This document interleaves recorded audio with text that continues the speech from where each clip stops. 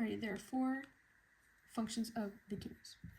The first one is filtration. This is done through a couple of factors. We have the pressure, so the pressure, like where is the pressure forcing the molecule. We have the size of the molecule, so obviously more, like smaller things are going to be filtered easier and quicker than larger size molecules. And then we have the charge of the molecule. So the membrane that it's trying to pass through is a negatively charged membrane, and so negatively charged molecules are going to have a harder time going through.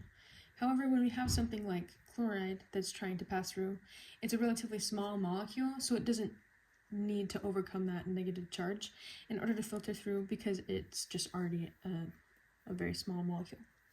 The second thing that the kidney does is reabsorption. So this is putting whatever we just filtered back into the blood in order to maintain homeostasis. So if we take all the salt out of your blood first, we need to put that salt back, obviously, or else we would die.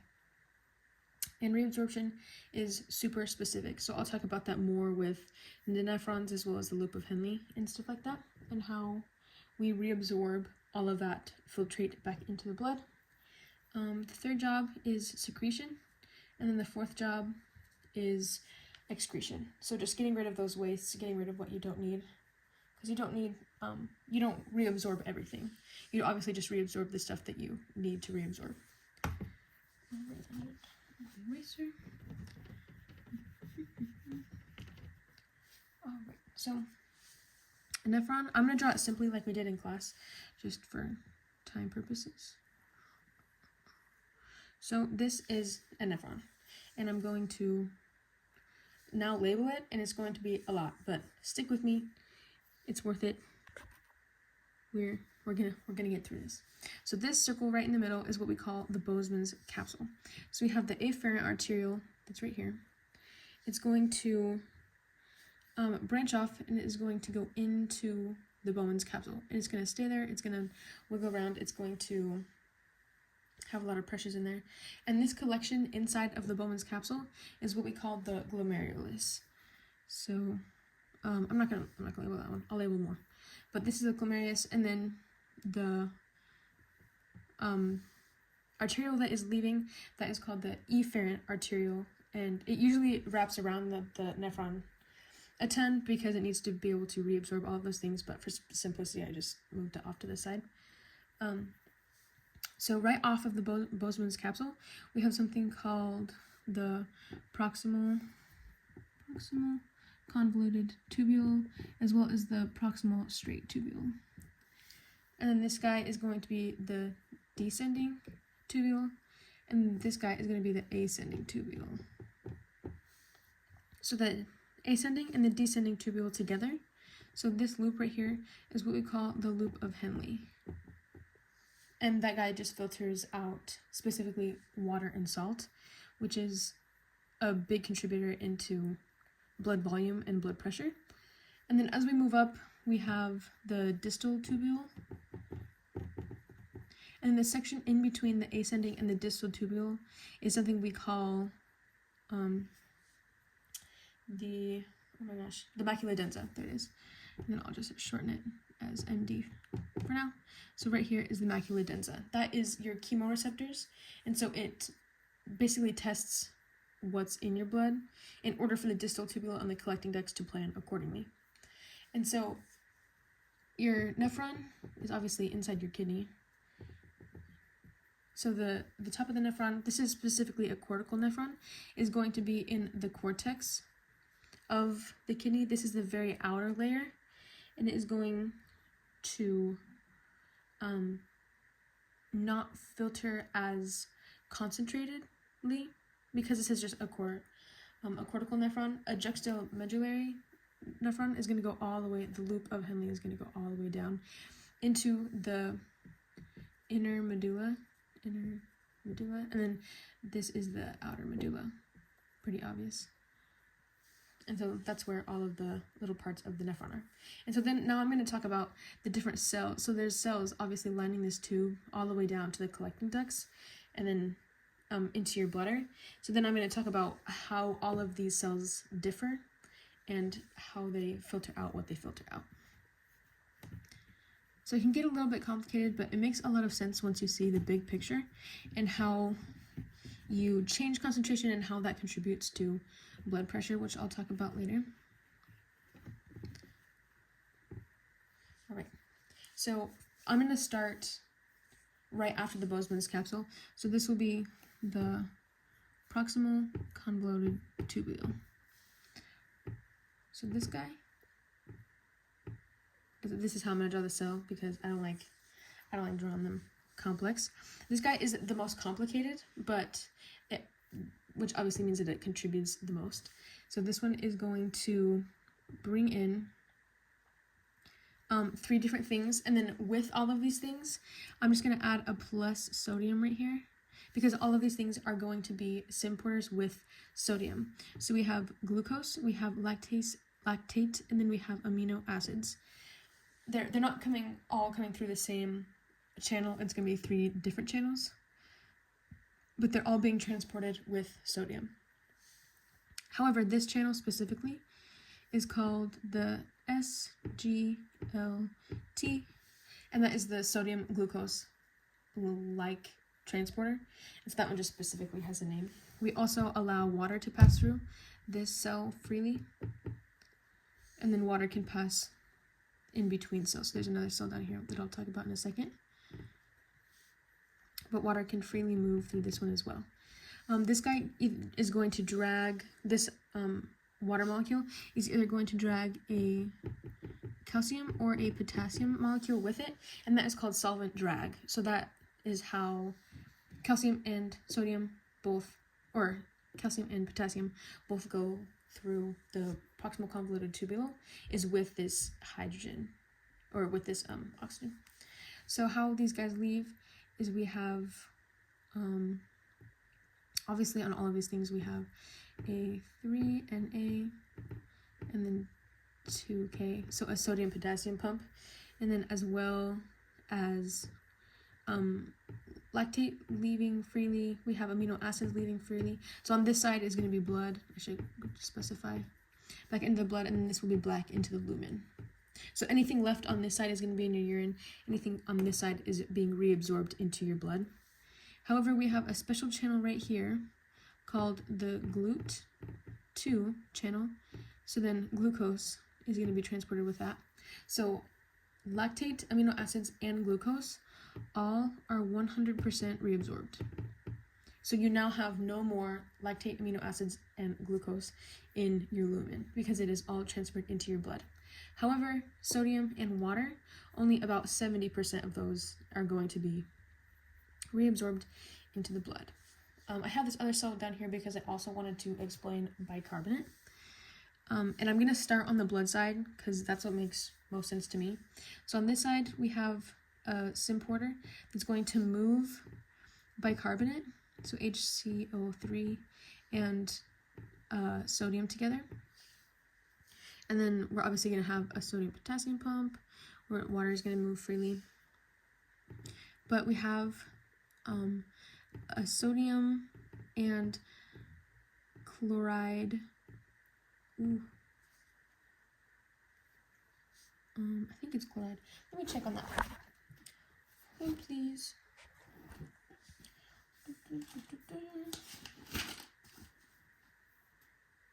Oh, hydrogen. There it is. A sodium hydrogen antiporter. So it's moving hydrogen outside of the cell. However, we also have carbon dioxide and water that is freely diffusing into this membrane, into this cell. So we have something called carbonic anhydrase that's converting the carbon dioxide and the water into that bicarbonate and that hydrogen. So that's how this cell in the proximal convoluted tubule is moving bicarbonate across the membrane. So it's just being basically synthesized in this cell and moving into the blood. So that is the proximal convoluted tubule.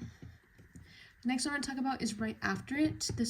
After this, it gets a lot simpler, and there's not nearly as many things moving across the membrane. So the proximal straight tubule is only dealing with one thing, and that's chloride. So we have the cell again. I'm going to write chloride just so we remember. Again, this is the blood, this is the lumen. just so we can orient ourselves here. We gotta focus. What the heck? Hopefully you can see that well. But I mean, I'm explaining everything anyway. So here we are going to have I always forget if this is the right straight.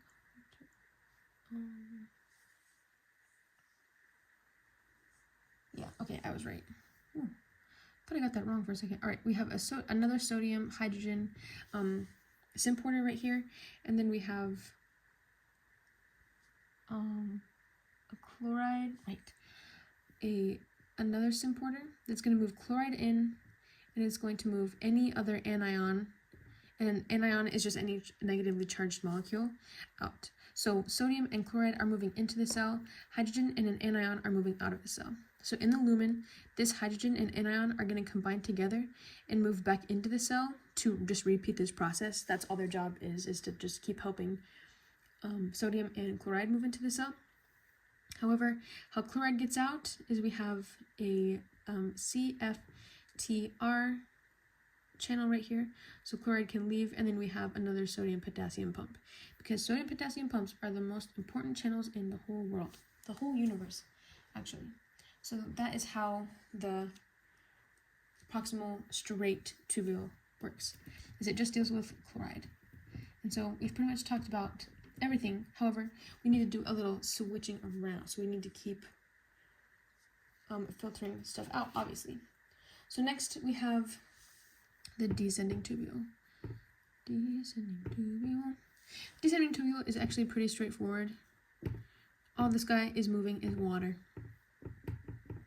That's it, water. It also, it has a sodium potassium pump right there, but all this is moving is water.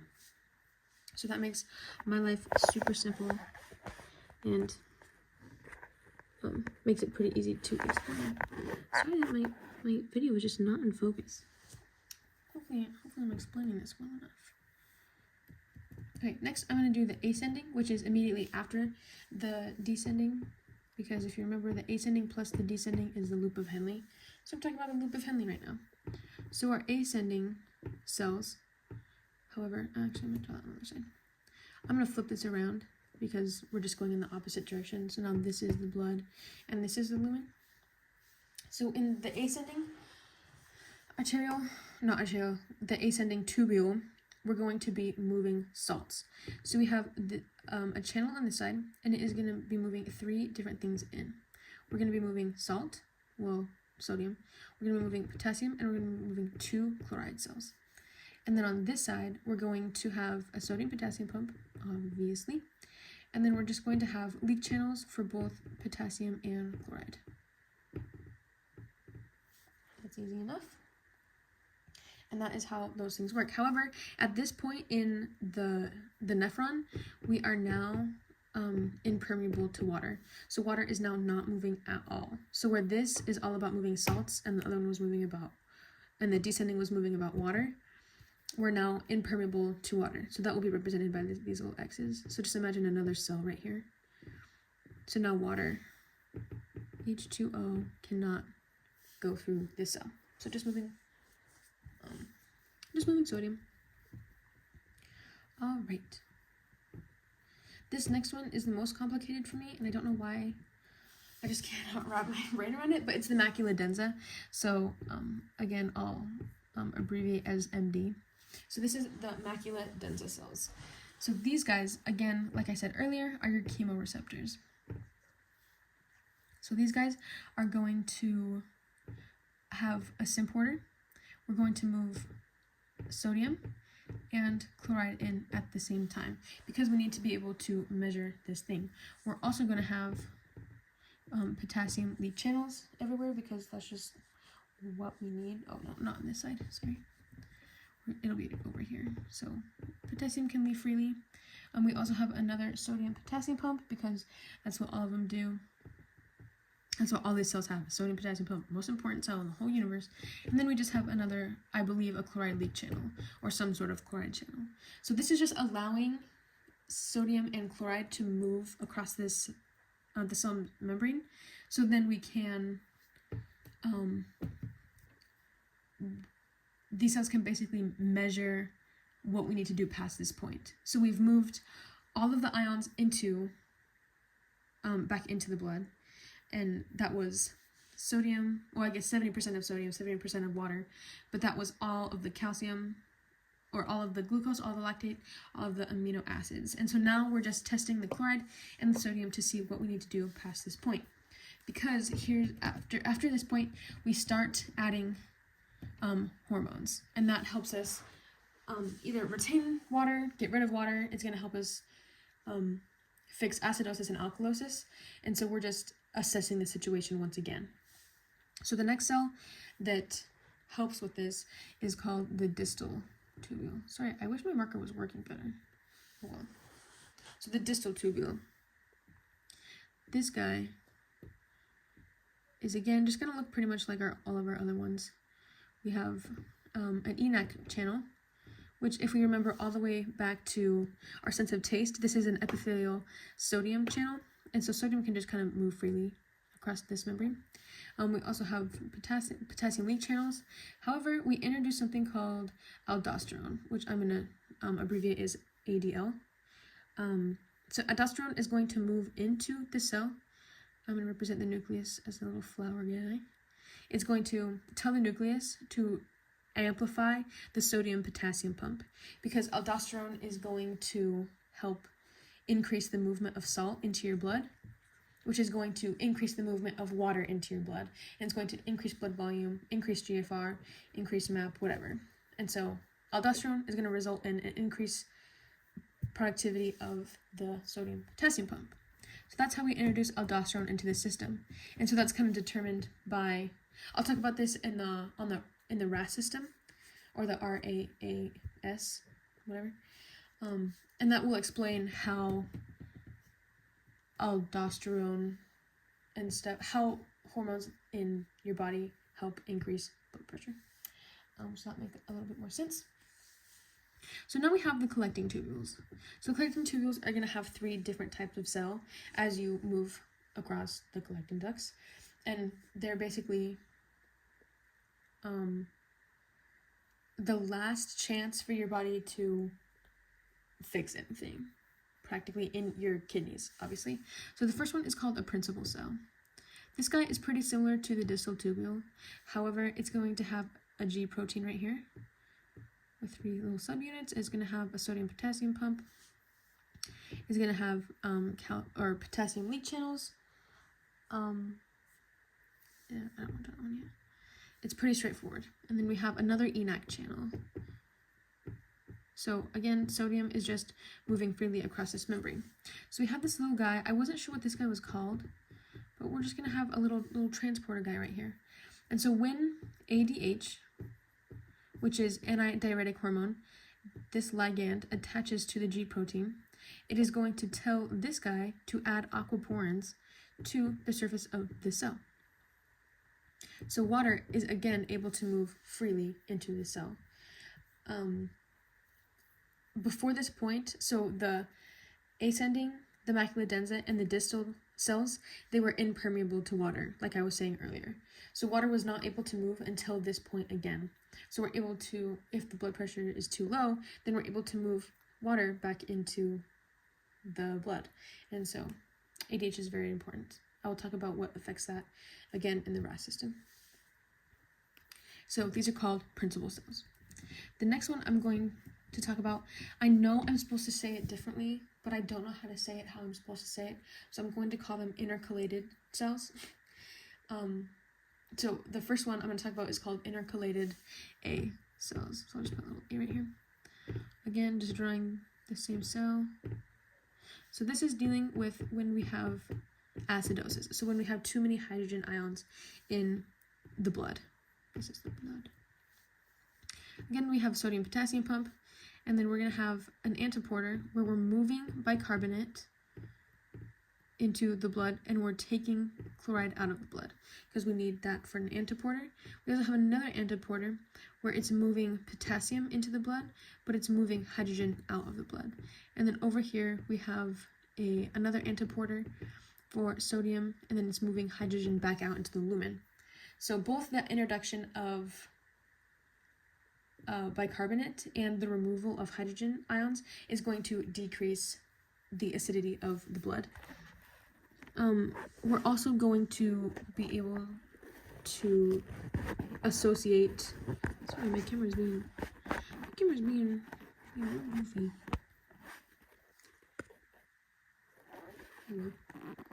And we're also going to be able to associate acidosis with hyperkalemia. So there's going to be an increase of calcium in the blood because of the movement of potassium needed to move hydrogen ions out of the cell. So the intercalated B cell is pretty similar, but it's just dealing with the opposite problem. It's dealing with alkalosis. So again, we have the cell, but we have an increase of bicarbonate in the cell, HCO3. So we're going to have, again, an antiporter moving hydrogen ions and taking calcium out, and then we're going to have an antiporter over here that's moving bicarbonate out, HCO3, but then moving chloride in. So the intercalated A cells were associated with hyperkalemia. Intercalated B cells is going to be associated with hypokalemia because you're removing the potassium to introduce hydrogen into the area. So both the intercalated cells have carbonic anhydrase that is breaking up these molecules and being able to move them across the membrane. So those are all of the different cells that help filter stuff and add stuff back into the blood and secrete stuff and do the thing. Now I'm going to talk about osmolarity and how it changes as you move through the nephron. Sorry, I'm out of breath for some reason. I'm sad that my camera is being goofy. There. Alright, so I'm going to draw this nephron a little bit differently because it'll make the numbers, I think, seem a little bit more straightforward. So just to orient ourselves, here's the Bowman's capsule. We have the proximal tubule, we have the descending tubule, we have the ascending tubule, distal, and then the collecting duct. So we have an efferent arteriole coming in, the glomerulus. Wow. Almost had a stroke there. And then we have the efferent arteriole, and then it's going to follow the nephron all the way down. I wish I had another color, but I don't. So bear with me. I know you know what I'm talking about. So we have this arteriole that is following the nephron, and so that allows us to move things in and out of the blood. Obviously, pretty straightforward. So right outside of the Bowman's capsule, it's going to be a 300 osmolarity, and we're going to move all the way down to 600. So the lumen's osmolarity is going to stay consistent through the whole nephron, which actually makes our life super simple and super straightforward. And so at this point, when we're at the proximal tubules as well as the descending tubules, we are permeable to water. So water is moving out, so the osmolarity is going to stay the same as we move down. So I should have explained this when I was talking about the cells, but I'm explaining it now.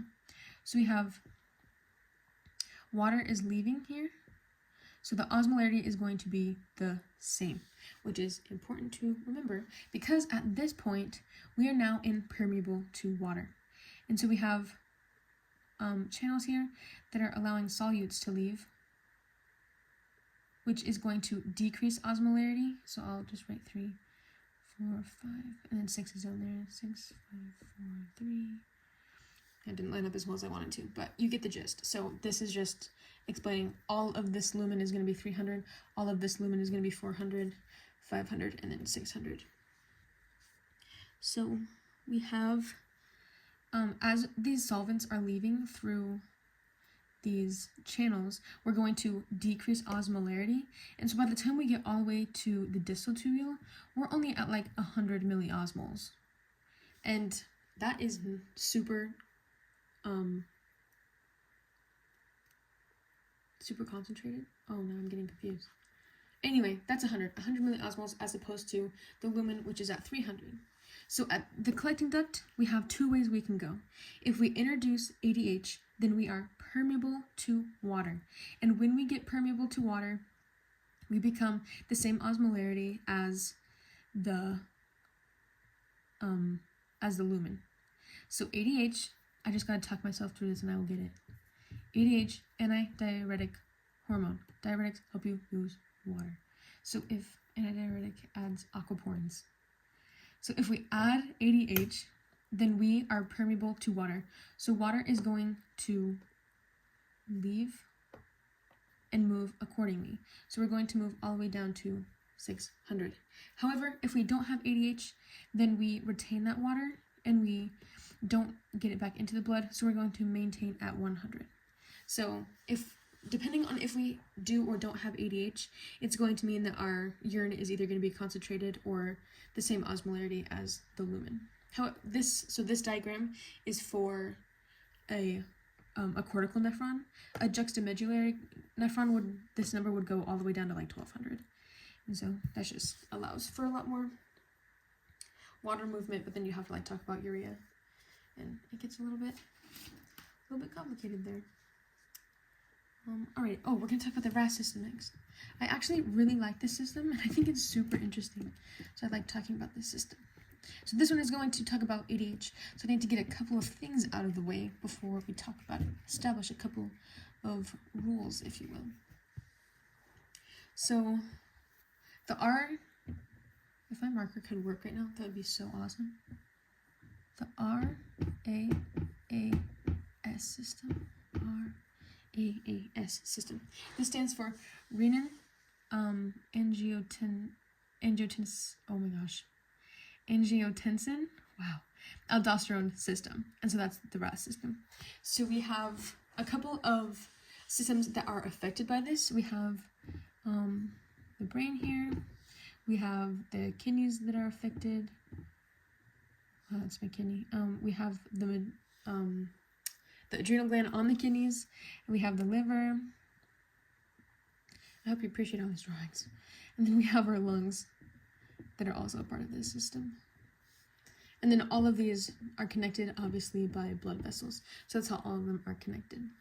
However, before I talk about these individual systems, I'm going to talk about how the body releases ADH, which is happening in your brain, and then transported through the body through your circulatory system. So there are three things that can affect it. One, we can have ANG2 in your blood, which increases the release of ADH. That is what the RAS system is for. So I'll talk about how your body gets to angiotensin 2 with like these guys. I think I might have the hiccups. Then we also have baroreceptors, which we talked about in the last unit with the heart. Those guys have stretch receptors, and so when there's a decrease in action potential, it increases aldosterone, which will increase blood pressure and whatnot, and GFR. And then we also have osmoreceptors, which, if depending on the osmolarity of your blood, it'll either increase or decrease ADH, because that determines the concentration of your urine, so where water is going to move and how solutes are going to move. So that's how your body releases ADH. However, how we get to angiotensin 2 is dependent on the RAS system. So when your GFR is low, or your MAP is low, or your blood pressure is low, your kidneys are going to release something called renin. Renin is a protease, so it's going to break apart proteins. Your liver is going to make, what's the word I'm looking for? Synthesize, there it is. Something called angiotensinogen, which is the inactive form of angiotensin. And so after this point, I will abbreviate with ANG. So these guys come together, obviously in the circulatory system, and is going to create ANG1. ANG1 is going to migrate to the lungs and interact with something called ACE. ACE is called angiotensin converting enzyme. Angiotensin converting enzyme, or ACE, is going to transform ANG1 to ANG2. So like I said before, this presence is going to increase the release of aldosterone. So that guy is how we get angiotensin 2. If angiotensin 1 interacts with ACE2, it's going to, instead of creating ANG2, it's going to create something called ANG1 through 7, which is just a different length of a peptide chain. And that is going to do basically the opposite of angiotensin 2, which I'm going to talk about. Angiotensin 2. This guy does 4 main things. So it's going to do stuff in the brain. It's going to do stuff in to the, oh my gosh, why do I keep forgetting what this gland is called? The adrenal gland is going to do stuff in the kidneys, and then it's going to do stuff in the circulatory system. So everything I'm saying about an ANG2, for ANG1 through 7, it's going to do the opposite. So that's how I'm going to simplify this. So it's going to do, I'm not going to write out everything because that would be a lot. So you're just going to hear me yap for a second. So the first thing it's going to do is in the brain, it's going to release aldosterone, and it's going to increase thirst. I'll write a T for thirst. That is going to both increase your blood pressure, blood volume, GFR, your MAP. It's just going to increase everything. Next, in the adrenal gland, you are going to release aldosterone. And then because of that, it's going to increase the use of your sodium-potassium pump. So increase the reabsorption of sodium, and water follows sodium. So water is going to be moving back into your blood more readily. So aldosterone is going to be released. So 3, in your kidneys, we are going to be, so vasoconstriction, VC, in your efferent arterioles. And so that is going to almost, like it'd be like putting a dam in a river, like it's just going to back up that blood. So then the blood pressure is going to increase in your kidneys. And then the 4th one is just going to cause widespread vasoconstriction, which is going to increase blood pressure. And in turn, it's going to increase GFR and increase MAP. So if I was talking about ANG 1 through 7, it would decrease thirst, decrease ADH, it would decrease the release of aldosterone, and it would vasodilate the efferent arterioles, and it would vasodilate everything. So those are how those two interact. And that's the raw system. Another thing I was going to say in the beginning that I totally forgot to mention is I keep talking about GFR, but I haven't actually, like I keep mentioning GFR, but I haven't talked about it. So I'll talk about GFR and then, what is it called? Oh my gosh. Like hold on, let me look.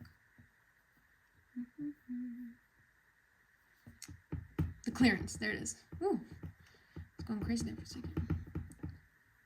Okay. All right.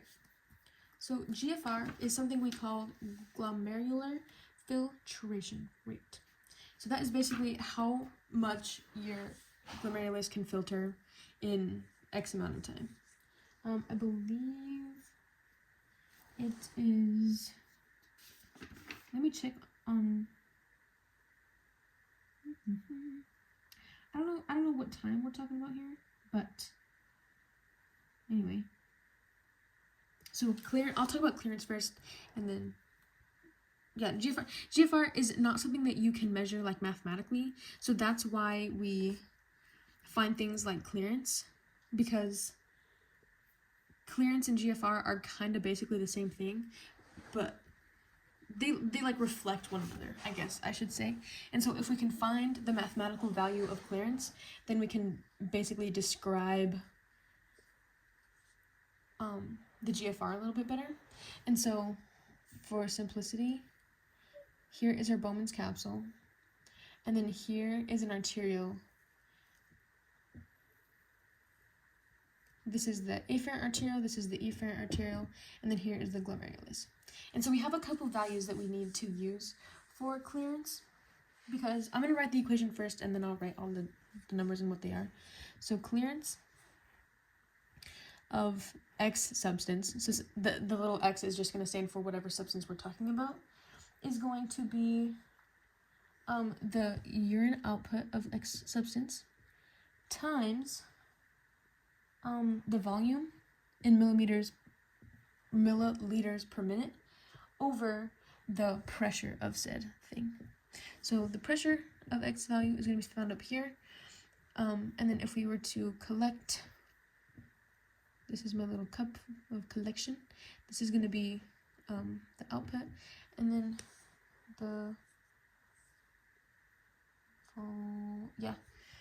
and then here would be V. So here's how we would find the clearance of whatever substance we're talking about. And so something about clearance that's super important is that you can't just find the clearance of anything and find GFR. There's a couple of requirements that I'm just going to explain that you need for clearance. So we need to find a substance that does not get reabsorbed, that does not get secreted, it is freely filtered across the membrane. So if you remember about the membrane, it needs to be small, it needs to be not charged, and there needs to be pressure pushing it in the Bowman's capsule, obviously. And then it can't be metabolized and it can't be created in the body. And something that we found that matches all of those things is what we call inulin, or something that's naturally found in your body is creatinine. And so if we measure that, we should find how well and how fast your glomerulus and your kidneys are filtering things out. So that's where we'd find all of those things. So that is all about the kidneys. Thank you for listening. The end.